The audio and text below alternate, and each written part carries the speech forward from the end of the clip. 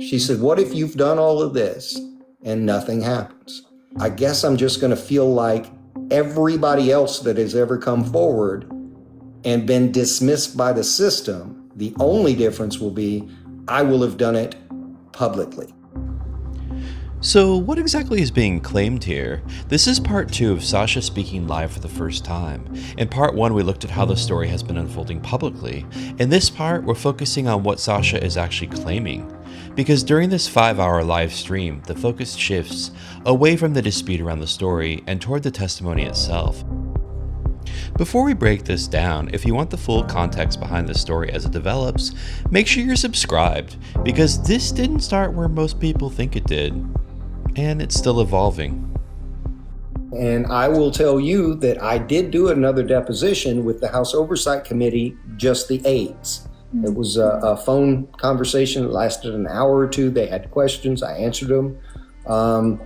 But as far as anybody, a couple of House members have made contact. I have spoken back with them.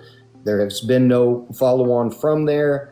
I have not spoken directly to most of these agencies. Lise was saying that she had, but what is going on? I have the same question. One of the first patterns that emerges is the gap between contact and action. Sascha describes speaking with investigators, participating in a deposition, and having limited contact with officials, but says there was no official follow-up.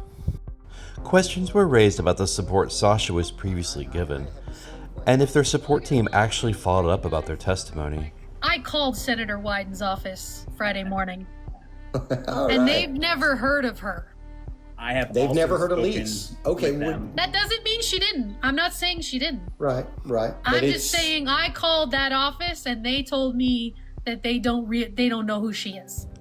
Sascha doesn't make that claim personally, but responds to it in real time. And moments like this start to introduce a second layer to the conversation. Not just what's being claimed, but how those claims are being checked. Shocked me. I named them formally named them in 2020 or 2021. I did a sworn deposition, not a Substack. I went down to the police station. That transpired. I initially reached out to the FBI. FBI told me to take it to local law enforcement. I reached out to them. They went to OSBI, which is, their Oklahoma State Bureau of Investigation, kind of their version of the FBI. I question that, along with where is that deposition? It was done. The police say it was done. Where is it? Even if you say, fine, I don't believe Sascha, I don't believe a word he says. I still said the same thing back then that I said to Lise on that Substack. It should still be in there. Even if the official position of the FBI or OSBI, Law and Police Department, whomever, dedicated resources into looking into this, there needs to be, we made this phone call, we did this, we did that, we didn't find anything, we closed the case on this date. From there, the focus turns to documentation. Sascha describes making formal reports years earlier and asks a central question. If those processes happened, where's the record?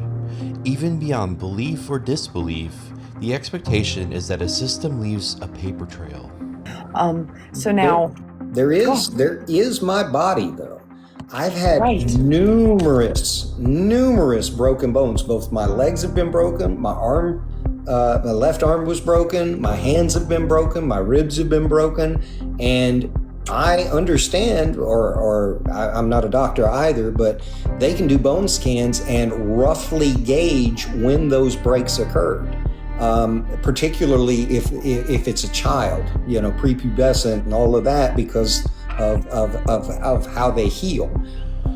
The story then shifts from documentation to physical evidence. Sascha points to injuries and suggests medical evaluation could help establish timelines. Tennessee and Alabama, CPS got involved in all three places. Law enforcement got involved in all three places, and law enforcement got involved in Florida. So I didn't have enough socialization to really even understand how life worked. Until I was really, I didn't become like a I don't know how to put it, functioning member of society until I started boxing.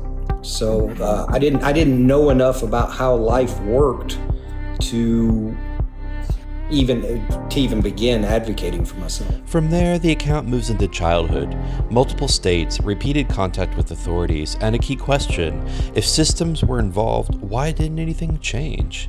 But what stands out is how Sascha describes their own awareness at the time. And next, Sascha is asked whether they ever encountered Ghislaine Maxwell and Jeffrey Epstein.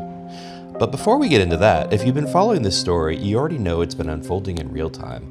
I've mapped the full timeline from before the Substack recordings to where things stand now. If you want the complete context, check out the Sascha Riley playlist linked below. And I've been very clear on this. I remember meeting Ghislaine one time, only once. The only thing that I remember about her is that she had this really nervous laugh, and when we left, Lynn and Bill were talking to each other, and both of them were creeped out by her.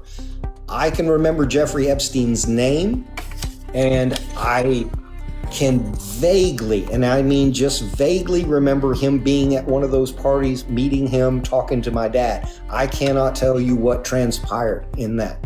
I have the clearer recollection of Ghislaine just because when we were driving there to make the meeting, her name being unusual, Lynn kept asking. She didn't want to screw it up. She was afraid of getting the name wrong.